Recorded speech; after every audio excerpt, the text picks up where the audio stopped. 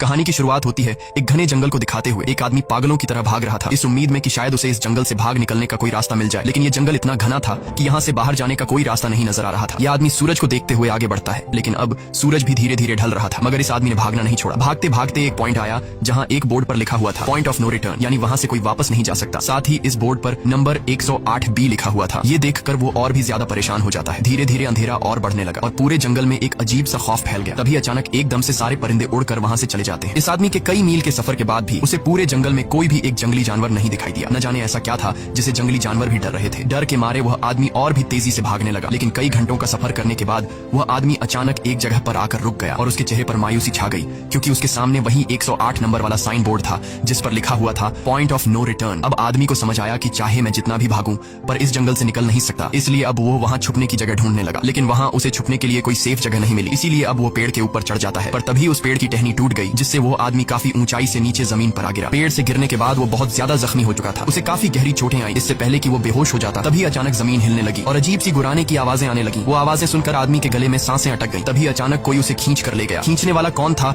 ये नहीं दिखाया गया, लेकिन हमें उस आदमी की दर्द भरी चीखें सुनाई दी गई। इस इंसिडेंट के 6 दिन बाद हमें शहर में मीना नाम की एक लड़की को दिखाया जाता है जो एक बर्ड शॉप में काम करती है। तभी उसका बॉस आता है और मीना को एक गोल्डन पैरट को शहर से दूर एक जू में डिलीवर करने का ऑर्डर देता है। मीना बॉस की बात को मानते हुए अब उस पैरट को डिलीवर करने जाती है। मीना गाड़ी में बैठकर अपने मोबाइल में उस जू का लोकेशन सेट कर लेती है और अपने सफर पर निकल पड़ती है। शहर से बाहर निकलने के बाद वो एक बोर्ड पर बहुत सारे लोगों के मिसिंग फोटोज देखती है, यानी वहाँ पर कई सारे लोग गायब हो चुके थे। लेकिन मीना उन पर ज्यादा ध्यान नहीं देती और आगे बढ़ने लगती है। आगे बढ़ते दौरान मीना शॉर्टकट लेते हुए जंगल के रास्ते से गुजरती है ताकि वो जल्दी से इस पैरट को जू तक डिलीवर कर दें। और वो पहुंच गई जंगल के बीचों बीच। ये वही जगह है जहाँ हम पहले एक आदमी को गायब होते देख चुके हैं। वहाँ आकर मीना बुरी तरह से फंस चुकी थी। वो अपने मोबाइल पर मैप देखती है, लेकिन वहाँ मोबाइल के सिग्नल नहीं आ रहे थे और उसके कार का रेडियो भी काम नहीं कर रहा था। मीना अब वहाँ से वापस निकलने लगी, लेकिन अब उसे वहाँ से बाहर निकलने का रास्ता समझ नहीं आ रहा था। थोड़ी देर बाद मीना की गाड़ी भी खराब हो गई। मीना गाड़ी से बाहर निकलती है और उसे सामने लगा हुआ वही पॉइंट ऑफ नो रिटर्न वाला बोर्ड दिखाई देता है। मीना को कुछ समझ नहीं आता, इसीलिए वो पैरट के पिंजरे को हाथ में लेकर आसपास मदद ढूंढने आगे चली जाती है। लेकिन वहाँ आसपास किसी भी मदद का नामो निशान तक नहीं था। उसके बाद वो वापस उस जगह पर लौट आती है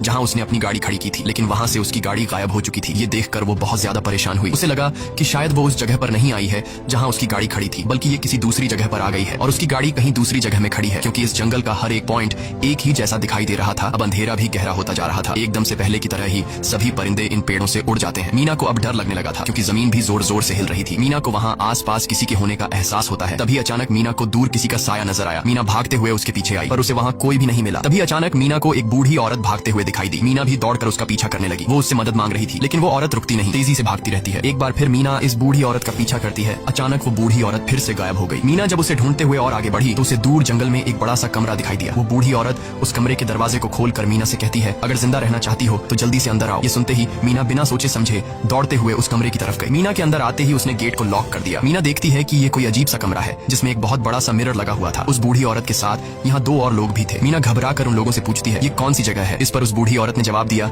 कि इस जगह को हम दी कोब कहते हैं। मेरा नाम है मैडलन, ये लड़की है कियारा और इस लड़के का नाम है डेनियल। बूढ़ी औरत मीना से कहती है कि अभी बातचीत का वक्त नहीं है, तुम जल्दी से हमारे साथ मिरर के सामने खड़ी हो जाओ, क्योंकि कोई हमें देखने आने वाला है। मीना पूछती है आखिर हमें कौन देखने आ रहा है, तो वो बूढ़ी औरत उससे कोई जवाब नहीं देती। एकदम बाहर से अजीब सी आवाजें आने लगी। मीना डर के मारे पूछती है कि ये आवाज किस चीज की है, तो कियारा मीना को बताती है कि इन्हें हम वॉचर्स कहते हैं। वे शीशे के दूसरे ओर से हमें देख रहे हैं, पर हम उन्हें नहीं देख सकते। वे हर रात सूरज ढलने के बाद यहाँ आते हैं और हमें देखते रहते हैं जब तक सुबह का सूरज नहीं निकल आता। तभी शीशे के दूसरी तरफ से शोर आने लगा। मीना पूछती है ये शोर कैसा है? उस बूढ़ी औरत ने बताया कि वॉचर्स तुम्हारे आने से खुश हैं, तुम्हें यहाँ देखकर तालियां बजा रहे हैं। मीना बुरी तरह से कंफ्यूज थी। वो जल्द से जल्द यहाँ से निकलना चाहती थी। मैडलन जिन्हें वॉचर्स कह रही थी, न तो अब तक मीना ने उन्हें देखा और न ही किसी और ने देखा था। रात गुजर जाती है। सुबह होने पर ये लोग उस जगह से बाहर निकल आते हैं। मैडलन बताती है कि वे वॉचर्स सिर्फ रात में ही बाहर निकलते हैं। दिन के वक्त हम लोग जंगल में आजाद घूम सकते हैं। मीना रात भर यही सोच रही थी कि कब सुबह होगी और जल्दी से मैं इस जंगल से बाहर निकल जाऊं। इसीलिए वह फौरन जंगल से बाहर निकलने का रास्ता ढूंढने लग जाती है। तब मैडलन बाकी सबको उसे रोकने से मना कर देती है, जैसे कि वह जानती हो कि मीना इस जंगल से बाहर नहीं निकल सकती और वह जरूर वापस आएगी। बस मीना को जाते हुए मैडलन बताती है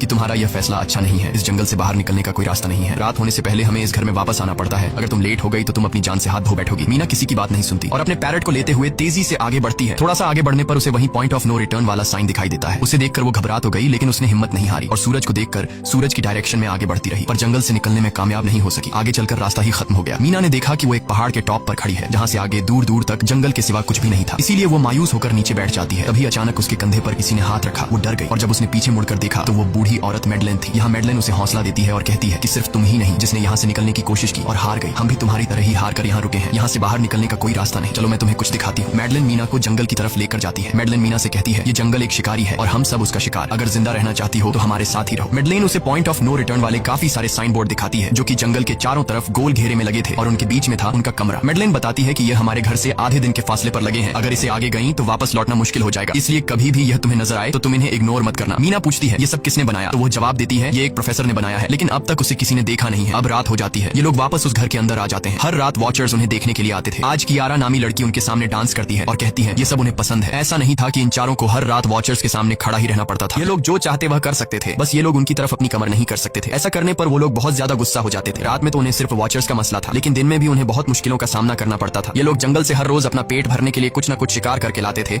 जिससे उनका गुजारा हो जाता। अगले दिन कियारा और मीना दोनों जंगल में शिकार करने जाती हैं। मीना कियारा से पूछती है कि आखिर ये वॉचर्स चाहते क्या। कियारा बताती है मुझे भी कुछ खास नहीं पता, लेकिन मैडलाइन कहती है कि ये वॉचर्स हमें देखते हैं, हमें ऑब्जर्व करते हैं, लेकिन अगर हमने वॉचर्स को देखा तो हम पागल हो जाएंगे क्योंकि वॉचर्स बहुत ही खूंखार दिखते हैं। कियारा अब उसे एक गड्ढा दिखाती है और कहती है ऐसे बहुत से गड्ढे इस जंगल में मौजूद हैं। दिन के वक्त सारे के सारे वॉचर्स उन गड्ढों में रहते हैं और रात में वो यहाँ से बाहर निकल आते। दिन के वक्त ये लोग इसलिए बाहर नहीं आ सकते क्योंकि सूरज की रोशनी उनकी स्किन जलाती है। कियारा मीना को बताती है कि वो 5 महीने पहले अपने पति के साथ इस जंगल में आई थी और तब से वो दोनों यहाँ फंसे हुए थे, पर आज से 6 दिन पहले मेरा पति जंगल में रास्ता ढूंढने निकला है। मुझे उम्मीद है कि वो जरूर वापस आएगा और हम सबको यहाँ से सेफली ले जाएगा। यहाँ हमें मालूम होता है कि असल में कियारा का हस्बैंड वही आदमी था जिसे हमने मूवी के स्टार्ट में देखा था, जिसे कोई यहाँ से खींच कर ले गया और अब वो मारा जा चुका है। इस तरह से बातें करते हुए ये दोनों कमरे के पास वापस लौट आए। यहाँ मैडलिन ने मीना को 3 रूल्स समझाती है जिंदा रहने के लिए। सबसे पहला ये कि वो रात के वक्त घर का दरवाजा नहीं खोलेगी, दूसरा रात में वो आईने की तरफ अपनी कमर नहीं करेगी, और तीसरा ये कि दिन के वक्त वो उन गड्ढों के पास नहीं जाएगी और जितना हो सके रोशनी में रहेगी। जब तक तुम इन रूल्स को फॉलो करोगी तब तक तुम जिंदा रहोगी। लेकिन मीना को मैडलाइन की बातों पर बिल्कुल भी भरोसा नहीं होता। अब उस रात मीना इन वॉचर्स के बारे में जानना चाहती थी, इसीलिए वो शीशे के साथ कान लगाकर आवाजें सुनने की कोशिश करती है। जब उसे कुछ सुनाई नहीं देता तो मीना को मैडलाइन की बताई गई वॉचर्स की बातें फेक लगने लगती हैं। इसलिए वह रूल्स को तोड़ते हुए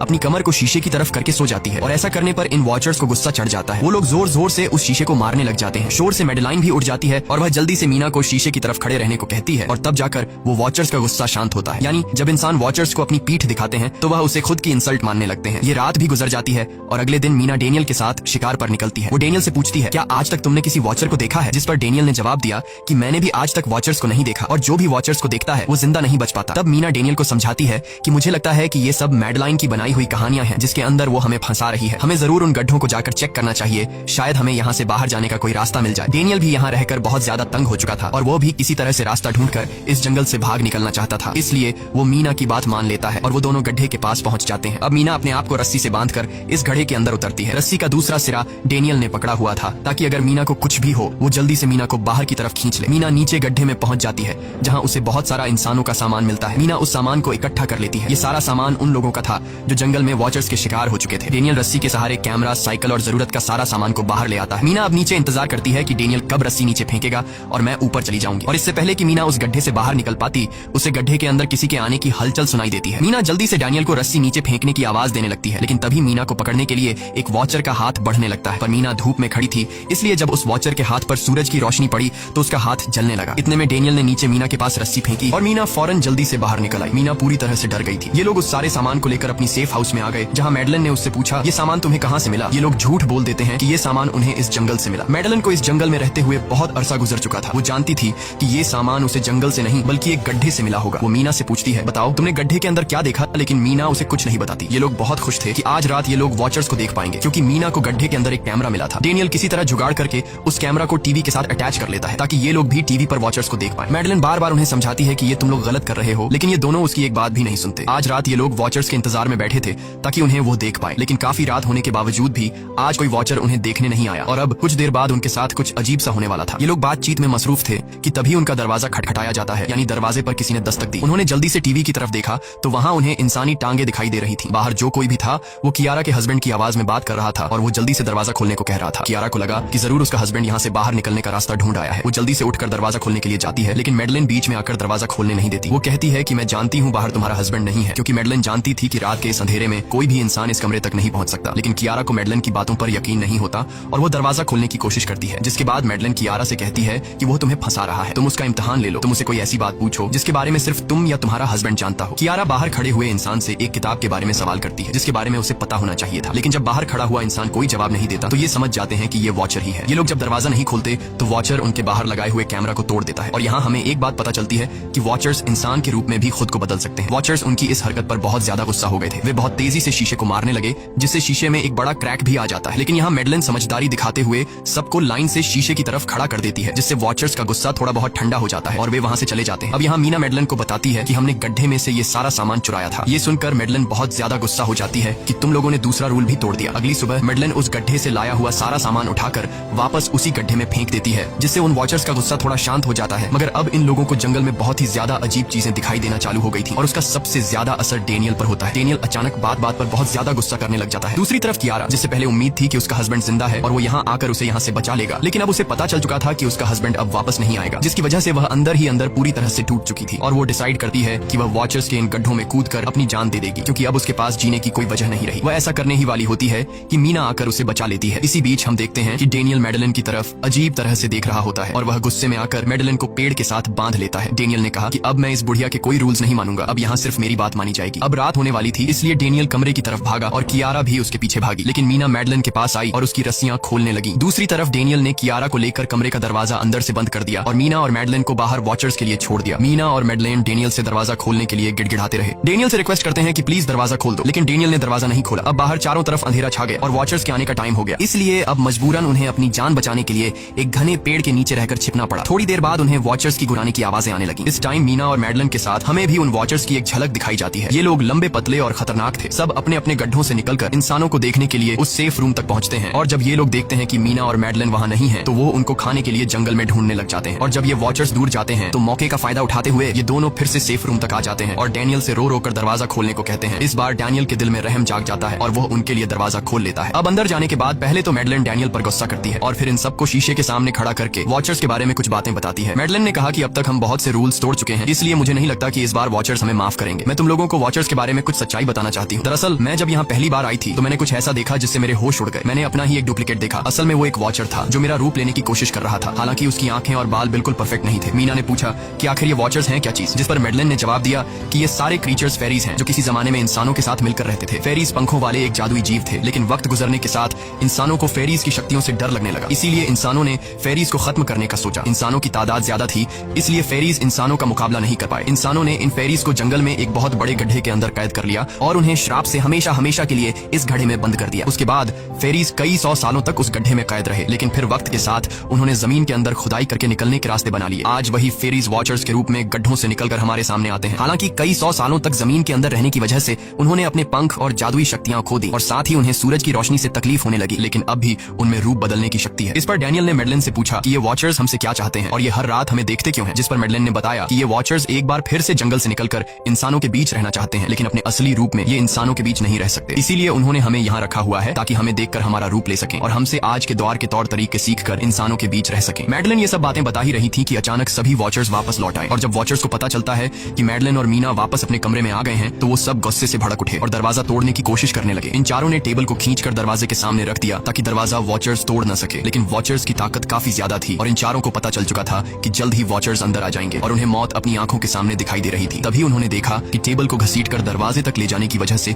कारपेट पलट गई है। जब उन्होंने कारपेट हटाया तो उन्हें नीचे एक बड़ा लोहे का गेट नजर आया। उन्होंने जल्दी से गेट खोला तो उन्हें पता लगा कि नीचे एक बहुत बड़ा बंकर है। ये लोग जल्दी से उस बंकर के अंदर घुस गए और ऊपर से लोहे का गेट बंद कर दिया। ये लोग इस बात को लेकर परेशान थे कि ये बंकर यहाँ पर मौजूद था और इन लोगों को पता भी नहीं चला। इस बंकर के नीचे बहुत फैसिलिटीज थी, हजारों दिन का खाना, एक कंप्यूटर और भी बहुत सारा जरूरत का सामान रखा था। मीना जानना चाहती थी कि आखिर ये जगह किसने बनाई, इसीलिए वो उस कंप्यूटर को ऑन कर लेती है। उस कंप्यूटर में बहुत सारा डेटा सेफ था, जिसे खोलने पर उन्हें पता चलता है कि ये सारी जगह प्रोफेसर मार्टिन ने बनाई थी। असल में प्रोफेसर को इन क्रीचर्स के बारे में पता था। वो इन वॉचर्स पर रिसर्च करना चाहता था, इसीलिए उसने ये बंकर बनाया था। पैसों का लालच देकर वो दूसरे इंसानों को काम के लिए यहाँ लेकर आता था और रात के वक्त मजदूरों को ऊपर कमरे में छोड़कर खुद यहाँ आकर छुप जाता था और वो वॉचर्स फिर उन इंसानों को खा जाया करते थे। अगली वीडियो में डॉक्टर मार्टिन बताते हैं कि उनकी रिसर्च के दौरान उन्हें एक सबसे अलग फेरी मिली जो रोशनी में भी उन गड्ढों से बाहर आ सकती थी। डॉक्टर बताता है कि उस वॉचर ने एक बच्ची का बिल्कुल परफेक्ट रूप ले लिया था जिसे कोई पहचान नहीं सकता था। वो बहुत अच्छी थी, उसने डॉक्टर मार्टिन को मारा नहीं। डॉक्टर मार्टिन उसे यहाँ ले आया। तभी प्रोफेसर ने कैमरा को दूसरी तरफ मोड़ा। तब उन्होंने देखा कि प्रोफेसर ने उस छोटी सी बच्ची के रूप में आए वो क्रीचर को पिंजरे में कैद कर लिया है। पता नहीं डॉक्टर उसके साथ कौन सा एक्सपेरिमेंट करने वाला था। उस कंप्यूटर में बहुत सी वीडियोस थी और हर वीडियो में कुछ न कुछ बताया हुआ था। मीना बस ये जानना चाहती थी कि आखिर में क्या हुआ, इसीलिए वो सबसे आखिरी वीडियो प्ले करती है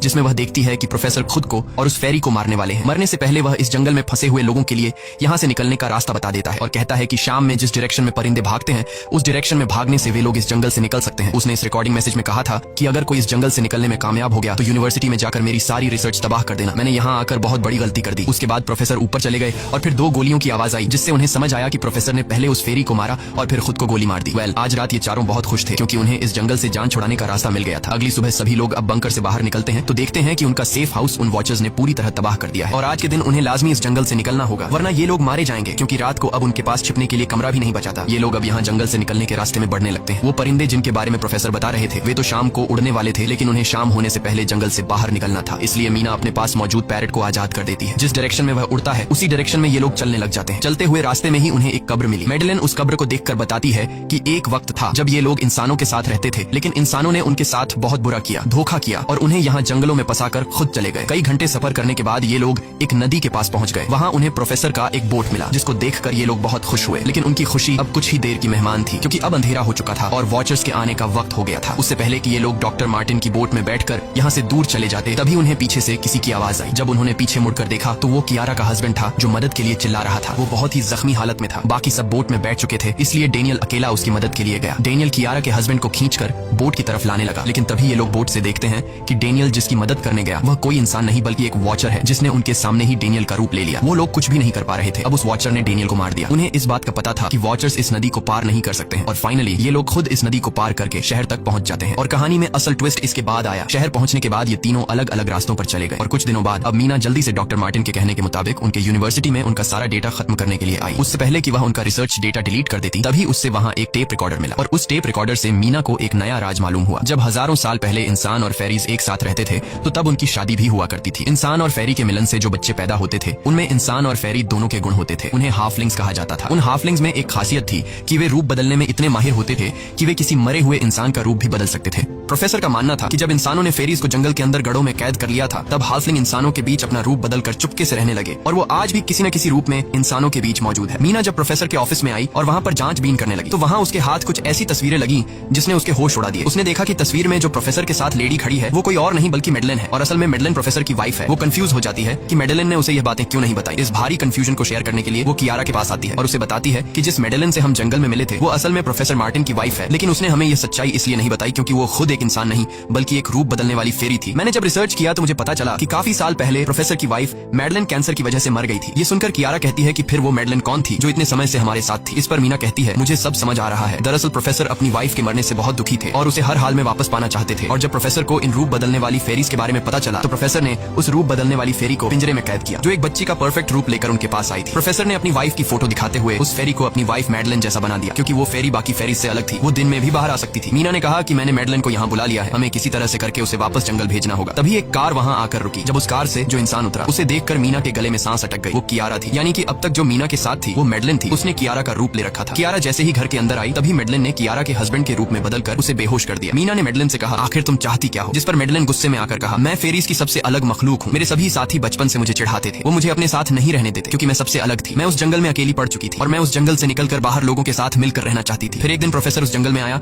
उसने मुझे पिंजरे में कैद कर लिया। उसने मुझसे कहा कि अगर मैं उसकी वाइफ का रूप ले लूं तो वह मुझे जंगल से बाहर ले जाएगा। मैंने उसकी बात मान ली। प्रोफेसर ने मुझे मैडेलिन की सारी बातें सिखाई और बाद में उस धोखेबाज प्रोफेसर ने मुझे मारने की कोशिश की, लेकिन उससे पहले कि वो मुझे मार पाता मैंने उसे ही मार डाला। तुम इंसान कभी भी भरोसे के लायक नहीं थे और न ही रहोगे। अब तुम भी मेरी सच्चाई जान चुकी हो, इसलिए तुम्हें भी मरना होगा और तुम्हें मारने के बाद मैं तुम्हारे रूप में इंसानों के बीच रहूंगी। यह कहकर मैडेलिन ने मीना का रूप ले लिया और उसका गला दबाकर उसे मारने लगी। तब मीना ने मैडेलिन से कहा कि क्या प्रोफेसर ने तुमसे यह नहीं कहा कि तुम क्यों दिन में निकल सकती हो? असल में तुम हाइब्रिड हो, आधी इंसान और आधी फेरी, इसीलिए तुम इंसानों और फेरीज के बीच रह सकती हो। मुझे पता है कि दुनिया में अकेला रहना कैसा होता है, लेकिन तुम अकेली हाफलिंग नहीं हो। तुम्हारे जैसे और भी हाफलिंग्स हैं जो किसी न किसी रूप में इंसानों के बीच रह रहे हैं। इस सच्चाई का पता चलते ही मैडेलिन का शरीर अचानक अपने असली रूप में आने लगा। देखते ही देखते उसके पंख निकल आए, जिसके बाद वो मीना को यहीं पर छोड़कर यहाँ से उड़ जाती है। इसके बाद कुछ हफ्तों के बाद का सीन दिखाया जाता है जहाँ मीना अपनी सिस्टर के साथ रहने लगी है। उसने अपनी सिस्टर को बताया कि शायद वो फेरी अभी भी मेरा पीछा कर रही है। तब मीना की सिस्टर उसे कहती है कि तुम डरो मत, ऐसा कुछ नहीं है। और कहानी के एंड में हम एक छोटी बच्ची को देखते हैं जो कि उस वक्त मीना के घर के नीचे खड़ी थी। ये कोई और नहीं बल्कि मैडेलिन थी जो अब उनके दुनिया में उस रूप में रह रही है। और इसी के साथ ये कहानी खत्म हो जाती है। अगर आपको ये वीडियो अच्छी लगी हो